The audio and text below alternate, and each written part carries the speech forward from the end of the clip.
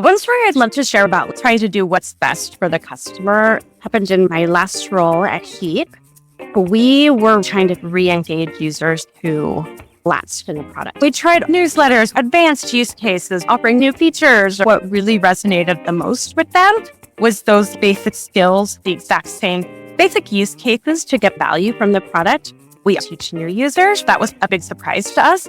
We tried to be very intentional with our messaging and our A/B testing. We didn't have tons of feature-driven messaging, but we had a bit of use this because we want you to use it. The messaging, changing, flipping that on its head and have it be messaging oriented around the value prop totally made our open rates and click rates skyrocket. The amount that the campaigns were actually getting the users to use the features. It's so ironic, telling them to use the feature backfires, but telling them, hey, I'm going to help you build a chart in 2 minutes flat that's going to get you the business insights. We know what we want as a business, but seriously, what do the customer want at this moment has paid off for us. Spotlight, brought to you by CS in Focus, where we refine customer success, uniting GTM teams across North America. Hello, everyone. I'm here with Holly Goodliffe, the customer digital CS strategist. Welcome, Holly. Thank you, Anna. It's great to see you here. A little background about Holly. She has built digital customer success function 3 times in a row, from Adobe to top startups. She's well known for her strategic, data-driven approach. She focused on maximizing SaaS retention through automation, laser focus on one KPI, which I'm going to ask her later. What is that one KPI? Very interesting. And of course, in digital CS, you have heavy collaborate with marketing, product, sales. And I'm really interested to this particular episode to deep dive about digital CS with Holly. Thank you, Emma. Holly, how did you get into the digital CS field? Can you describe your journey to us? Yeah, that's a great question. I feel like everybody in digital CS came from different directions. This function had one thing existed for long. I came from marketing. I found that demand generation wasn't as exciting as the long-term engagement and retention process. I always gravitated toward that side, but we didn't call it digital CS back then.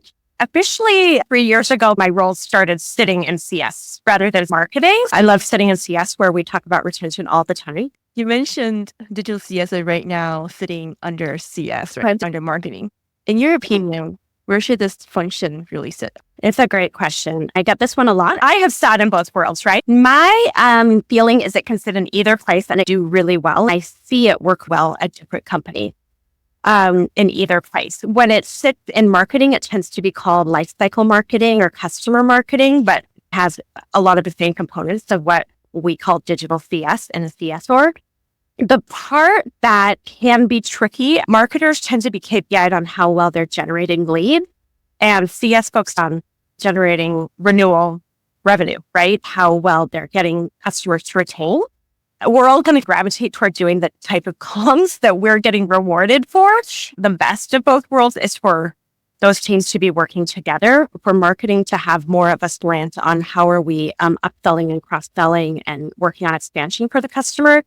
And with scaled CS, working on how are we enabling the customer to succeed with the products they already purchased. Both of those things need to fit together and are crucial for the customer to actually be healthy and renew. That is the golden formula, if you can have both. But if your organization's different and all of that sits in marketing or all of that sits in CS, I think that's great as long as it's coordinated between one customer calendar, not different teams doing different things they don't know about. In your opinion, managing that?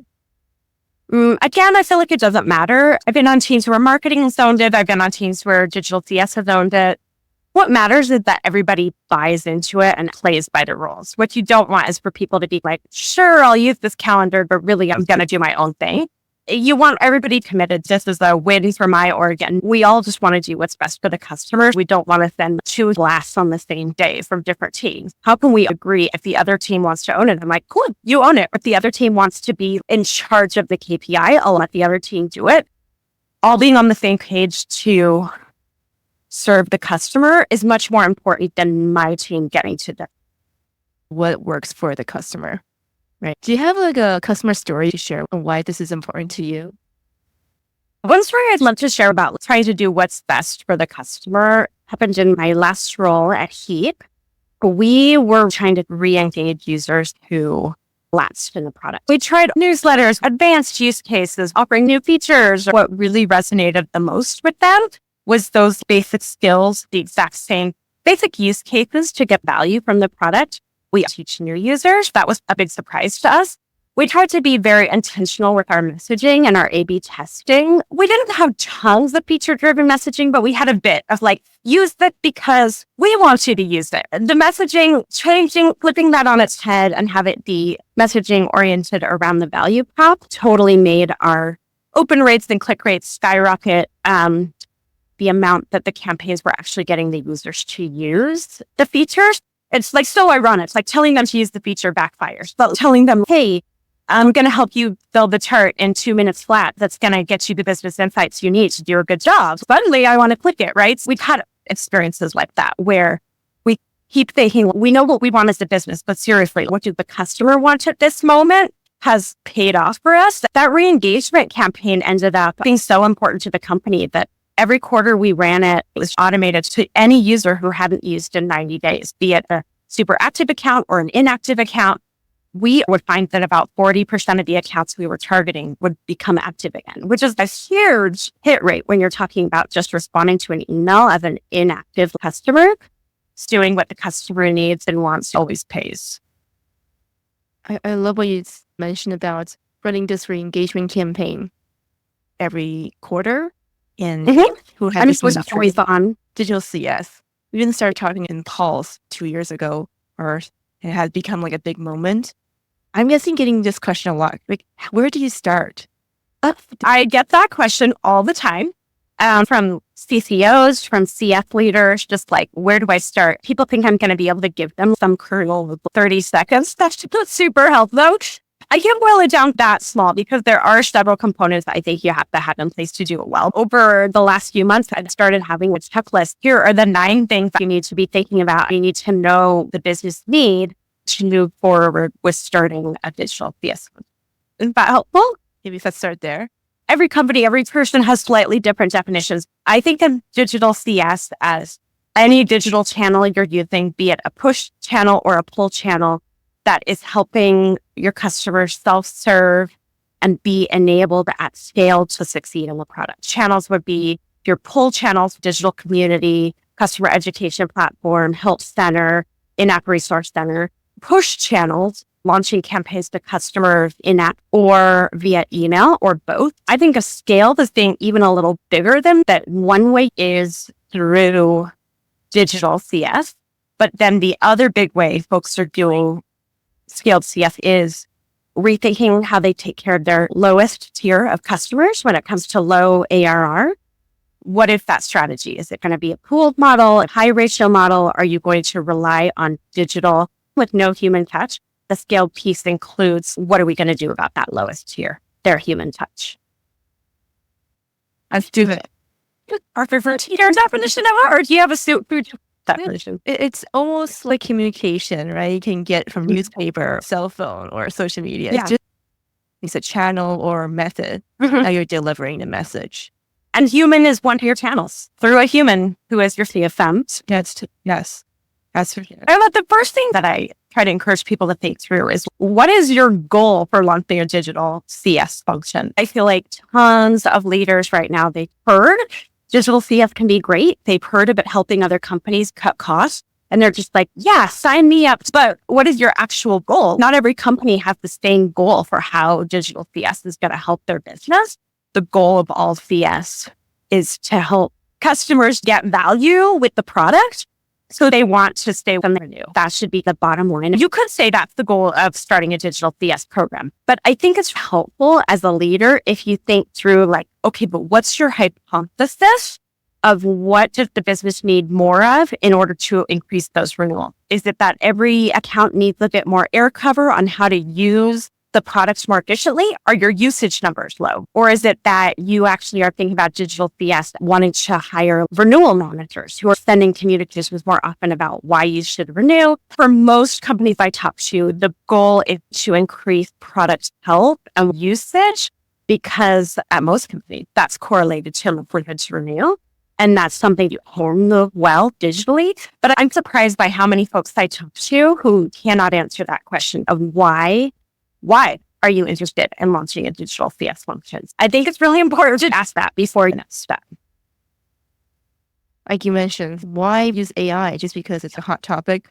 Why people are moving into PLG? Is it really company needs that, or you have the infrastructure to set that up? That's a very good question.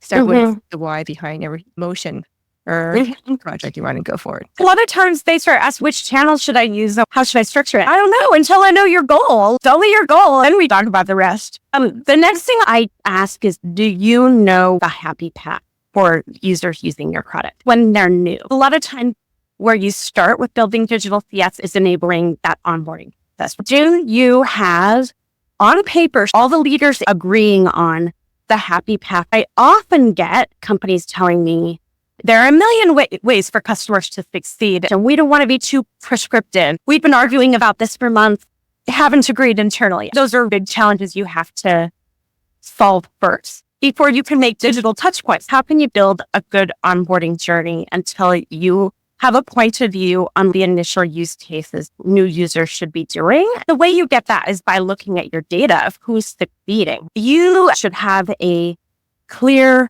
perspective on the simplest way that we want new users to learn how to do it, and then they can veer off later.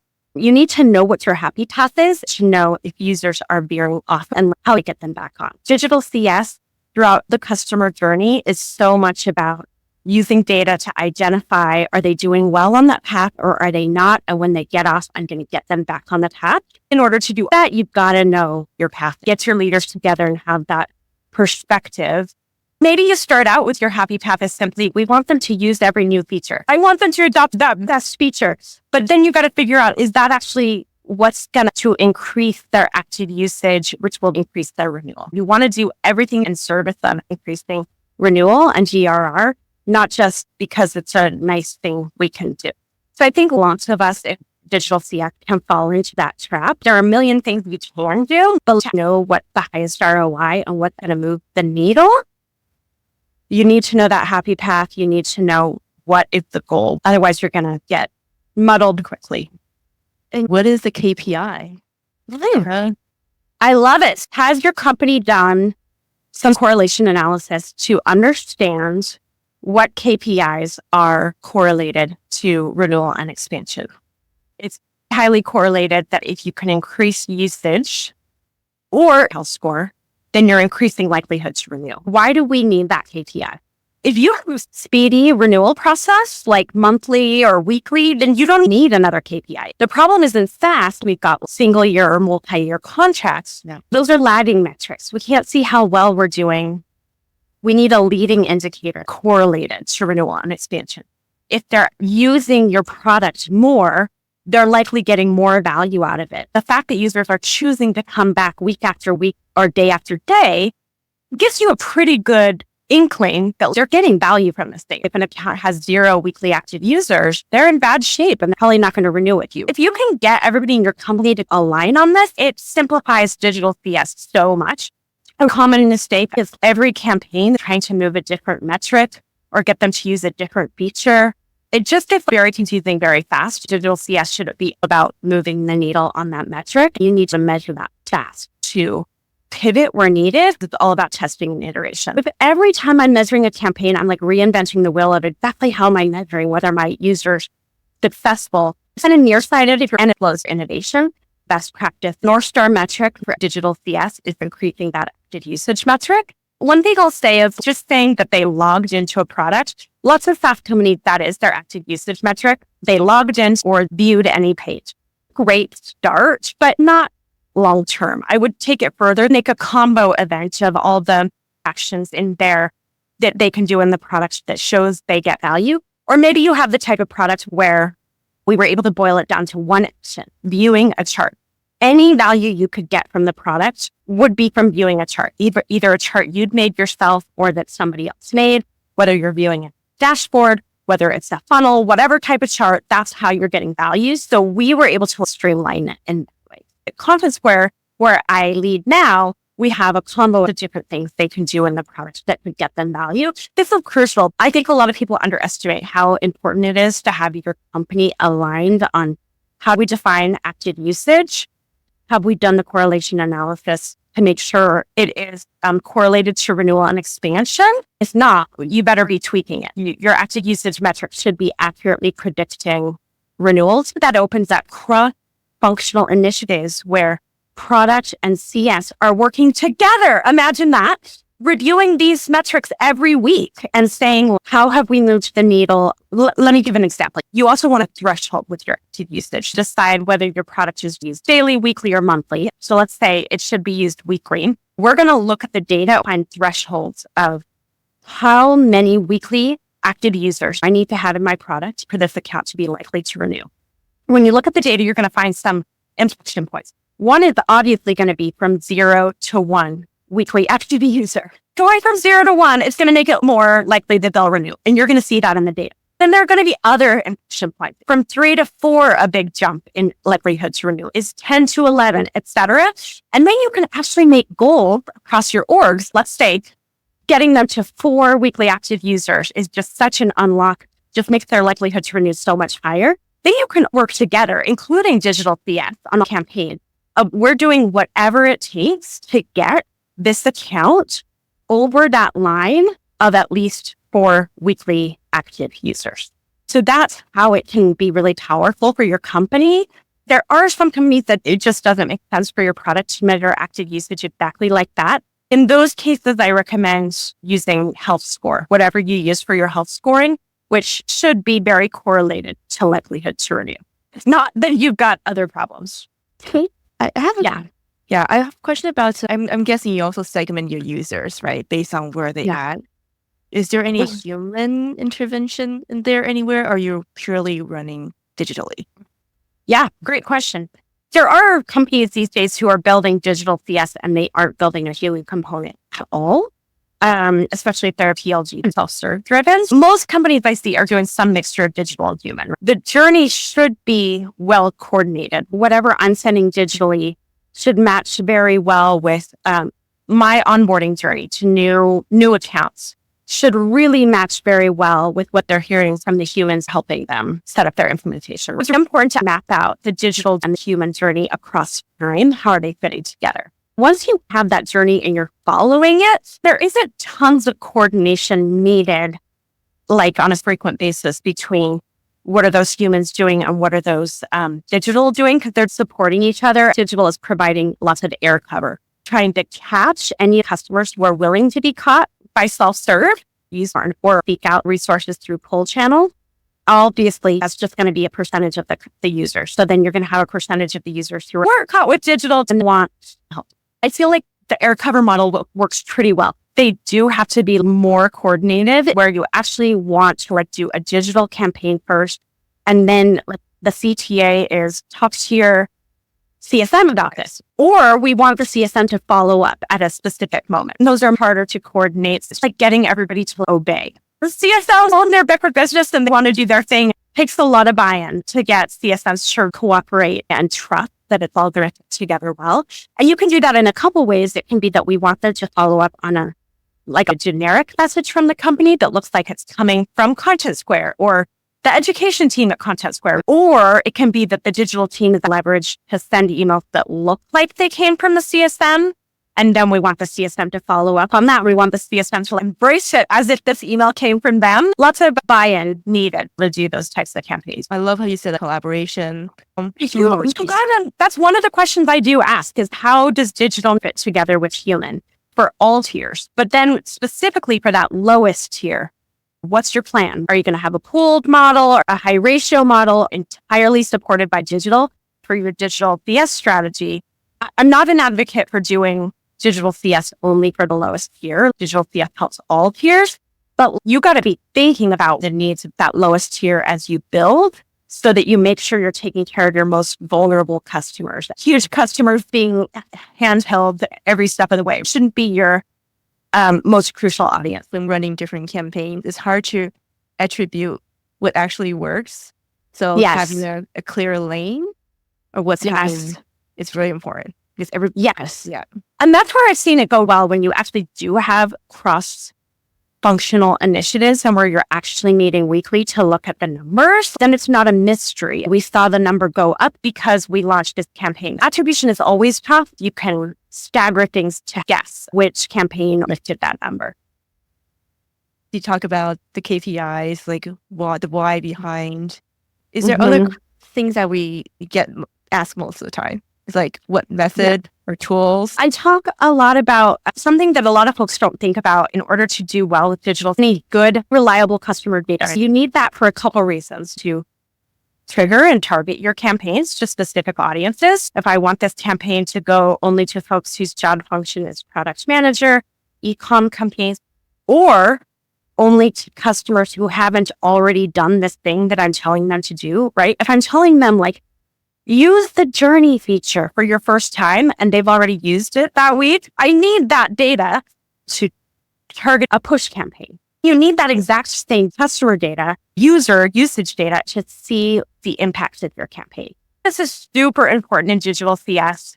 Measure your opens and your clicks. That's great. Of your emails or of your in-app guide, or how well they complete the 5-step. Those are great directional metrics that help you see whether your message is resonating, whether you're moving in the right direction. Super useful for A/B testing. But that's not the KPI. Opens and clicks is not the KPI. Emma, what's the KPI? The KPI we should actually be measuring and caring the most about is active usage. For every email, in-app guide, or workshop I lead, it's nice to know how many people clicked, how many opened, but what's really important is how many people did I get to go into the product, use the product, because that is the goal. Accurate user usage data to see how much it's impacting them. You need each user's data matched to their account. Hopefully that's table stakes, but lots of transitions. I'm at a company now that like we're bringing 3 companies together and we've got data coming from every direction. It can be a challenge to make sure all that data is mapped accurately over time. Remember, we care most about renewal. We don't just care about usage at the user level. We care about how much are we impacting it at the account level? Are we getting them above that threshold an account needs to get to in order to be likely to renew? And then that's what's actually going to bring in the money for the company. You need all that data accurate and ready to go. You also need to have your user data sitting in the same place as your campaign data. That's hard for a lot of companies to pull up. So a lot of companies are pulling their campaign data of who received, opened, and clicked from a Marketo, or from a Gainsight Journey Orchestrator, or from a HubSpot, or from a Pendo. And then the actual usage data is coming from a whole nother place. They're needing to manually stitch them together. That can be okay to get started with your first couple of campaigns, but I've done it and it's painful. What you need is for that data to flow into the same place, whether it's a data lake, a BI tool that you're using to envision it, or whether it's a like actual product analytics tool. I've seen it done lots of different ways, but you want that data to be coming together automatically so you can quickly see the impact of your campaigns. These are the data challenges people don't think of when they're like, let me just start a digital CS function tomorrow. You're going to have trouble measuring the impact of that team until you get a few things hooked up. If you start your digital CS team, as you did, how would you structure your team? I can tell you what I've done, which is that I have campaign managers, or we call them scaled CS managers, who handle everything for their area of responsibility. So you could split up that area of responsibility by product, persona, or by phase in the life cycle, where you have one member of the team focused on onboarding, another on re-engagement and new product releases. It works well to have one person do everything from strategy and the collaboration with the product team, the product marketers, and the customer education team, to launching that campaign in the tool and then iterating. I see some companies split up the roles of like builders versus strategists. The reason I prefer to have them combined is so much of the strategy of digital CS is in the proof inside. You're actually doing it. Iterating is a lot faster to learn. That person is the one looking at the data afterwards and being like, okay, I need to tweak it in this way, and then launching another version. On my current team, we have 3 companies and products coming together, which is awesome. We have so much data that I have a full-time ops person. If you're in a time of huge data transition, like my company, that's best practice. Otherwise, we would just be bottlenecked right and left. But because we have a full-time ops person, that is his job to stay on top of where all the data sources, stay on top of if any of them have changed. It's like, oh, the campaigns just got messed up. So you've got to stay on top of that in a time of huge change. When I was at Adobe, we didn't have ops people. The campaign managers were in charge of all that data. I built my teams. I see other companies doing really cool things. The thing about digital CS is most of the functions within it are not new. They already exist at the company. They're just not together. You have the option when you're trying to start a digital CS function, and this is going to be different from company to company.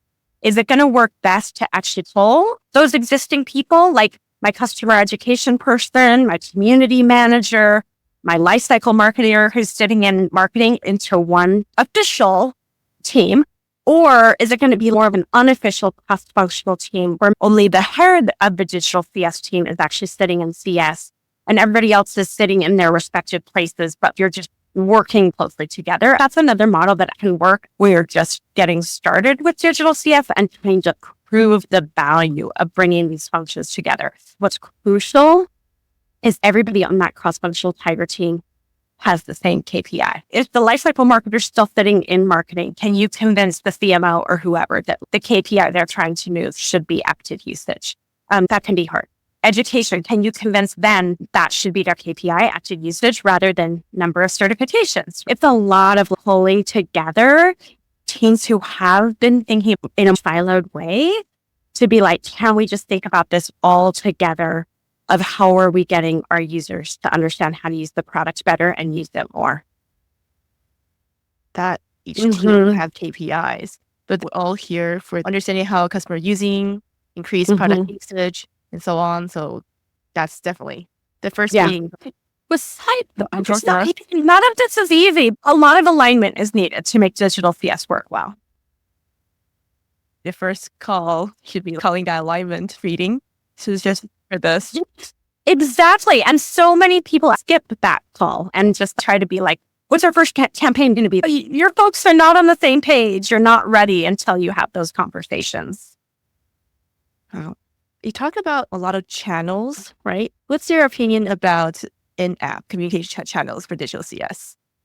I use all the ones like that. I think email and in-app guides are extremely powerful. And my teams use them in all kinds of ways. It's also powerful to have your pull channel of digital community, documentation or help center, whatever you want to call it, in-app resource guide, customer education platform are the big ones. For the most part, the way I've seen it split is have your digital CS team especially focused on those push campaigns. It's incredibly powerful to use in-app guides and email together. My team has tested lots of different things, both at Content Square and past companies. Something that worked really well with our customers at Heap was we would serve them up what we called an entry point. We could have an entry point in email and an entry point in app, so they could choose which one they wanted. If they've already clicked on an email, we would stop showing the in-app one. The CTA is something like, in 2 minutes, we want to show you how to generate this chart that's going to show you where your users are dropping off the funnel. It's going to help you optimize your business. It takes them to an in-app flow that walks them through a few steps. We felt that was a key part of our secret sauce. We're trying to get users into the UI, but once there, we didn't want to just drop them. We wanted to walk you through your first time doing this. Immediate gratification was what we were going for. Super low barrier to entry. We were trying to make it as simple as possible. Then once they've gotten through that first one, we give them more resources. Right. Now try doing it this way or that way. I think in-app guides are crucial for customers in the tool. An in-app guide can get their attention. You can use a beacon or whatever other way you want that doesn't interrupt their workflow. And then for customers who aren't in the tool as much as you want them to be, then email the super often entry point that once they click on it, you can take them right into the in-app guide. Now, following up on what you said about collaboration with other teams, then in-app guides can be quite difficult. The main parties I usually see arguing over ownership are product managers, product marketers, and digital CS. Talks need to be had.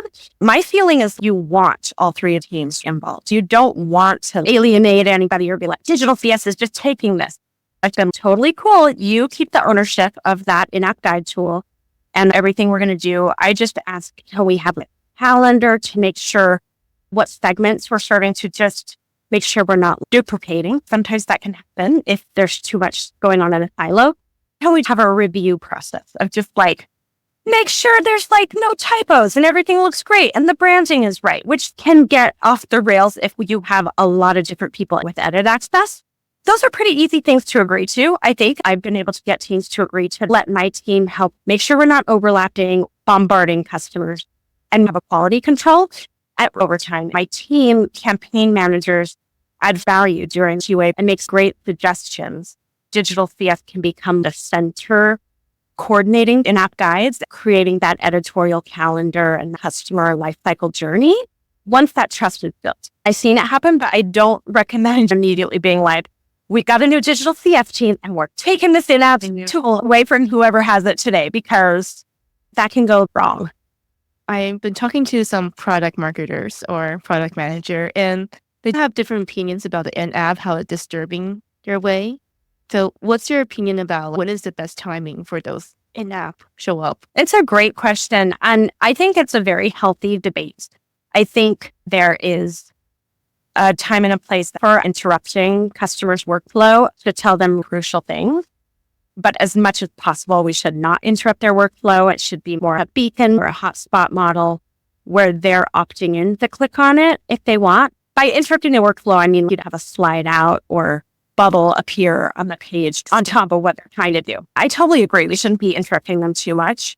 This is why I think it's important to know your customer journey and for active usage to be the goal. If it's just like the latest feature release, I think that's generally a bad idea to interrupt their workflow just to announce a new button. But if it's part of a nurture campaign to increase usage at this, or trying to make them aware of something, it's a huge unlock for the admin. I did a campaign like that. They add the head at Adobe where we needed to help with this skill. In those cases, it can be worth it to interrupt them a bit. Internally, we have to be on the same page. This is worth it, or we're going to try it as an experiment because it's going to lift usage, not because we bombard them with everything. We've been talking about surveys as well. And we noticed that in-app surveys are actually more responsive than the email ones. Which makes sense. Since SMS is popular in B2C. Do you see that rising in B2B? Oh, that's a good question. I for sure have seen it rise in e-commerce, but some great disruptive companies could do it really well. Yeah. You would have to do it really well and be super smart and do tons of customer research. I welcome that and really careful about what kinds of data you deploy. I just think so many people would be like, this is okay for my consumer app to be pinging on my phone, but I do not want to be hearing from the softwares I use at work while I'm eating dinner. As folks try to pioneer that, we're going to have some resistance to get over. How do we really make it so our users and our customers welcome that message? What I am passionate about is using a good data tool for digital. Use an in-app guide tool. There are lots to choose from. If possible, use an email tool combined with an in-app tool. There's always going to be challenges like coordinating with marketing on what tool they're using and product tool. That conversation is different in every company. Make sure you have a good data tool your folks can self-serve on, like a product analytics tool or dashboards built by your BI team. Otherwise, you're blind. That's where you need to be careful. It's come down to all the data. I'm constantly looking at data, and all my people are constantly looking at data to decide where to focus. When I hear of folks trying to do digital CS without good data, I don't know how that's working. Digital CS is not just for a low-touch segment. Mm-hmm. How would you design it for the high tiers? Mm-hmm. I believe in personalization in some cases, but I do not believe much personalization is needed from tier to tier. I don't think that the enterprise user coming in an enterprise company tends to have significantly different needs than the new user at a tiny company paying us hardly anything. At the user level, those needs tend to be very similar. Installation for the first time might be different for big companies versus small, but in general, for the air cover type of things, we should be building for digital CS. It's pretty similar across the tiers. I always believe in thinking through, what does my lowest tier or most vulnerable user need? If they don't have a human holding their hands, what do they need to know? And build that experience, and it'll end up helping all your tiers. I've seen that happens where we build something for the lowest tier, launch it to the lowest tier, but once we roll it out to all the tiers, it helps all the tiers just as much. Like, the reality is that a user of an enterprise company likes self-serving a lot. Some do, right? Some don't, but larger percentages of folks that every type of company want to self-serve. At Heap, we specifically wanted to have emails just to that tier of customers that looked like they were coming from their CSM that were automated. The reason for that was that we had a very high ratio, 1 CSM to 700 accounts. And we were trying to be proactive instead of completely reactive. So you can be reactive of when they raise their hand, but we wanted to hatch them when the account was going through a risk moment. We knew lots of them were not raising their hands. They were slowly dying and not renewing with us. The risk moments that we identified, they're not rocket science. We heard this from our renewal managers. What are the reasons they're not renewing? Reason number 1 is that the champion or executive sponsor left them and nobody took their place. So we set up an automated email that looks like it's coming from our cold CSMs whenever we get a bounce back from that champion or executive sponsors, that we send it to the others at the account who are actively using, saying, hey, looks like Joe, is that right? Who's the new owner? Can we meet? We'll keep you on track. Another risk moment is usage dropped. If it was at least 50% lower in the last 4 weeks, something is wrong, and we immediately reach out. So another one was drop in health score. Like, what is going on? We got to talk to them. You could set that type of trigger for every tier to make sure you're proactive with all your customers. But in a world where we had such a high ratio for our lowest tier, it was essential to set up that specifically for the lowest tier. I think those are the moments that matter. Catch it. And it's impossible to catch 700 accounts. Use the data to see how they're doing, or a percentage of them would take us up on it and schedule a meeting. And it was great. Well, what are some of your non-negotiable metrics, would you say, for digital CS? It's exactly what we talked about earlier, Emma. It is active usage and it is health score. Totally non-negotiable. Like, I gotta have one or the other of those, or like, what is digital CS even doing? Or you gotta have a quick renewal cycle where we can quickly see the impact of our campaigns on renewals. What is the most exciting thing for you in digital CS? I think this is such an exciting time to be in digital CS, and I'm so grateful that this is where I am, because the industry so desperately needs us. Everybody's trying to figure out how to serve customers at a lower cost and trying to figure out how to do digital CS well. I feel super excited and privileged to be at this moment. I want to be part of helping us as an industry figure out what's next. What does a really good digital CS practice look like? I've discovered some of it, but I'm still discovering more of that recipe for success.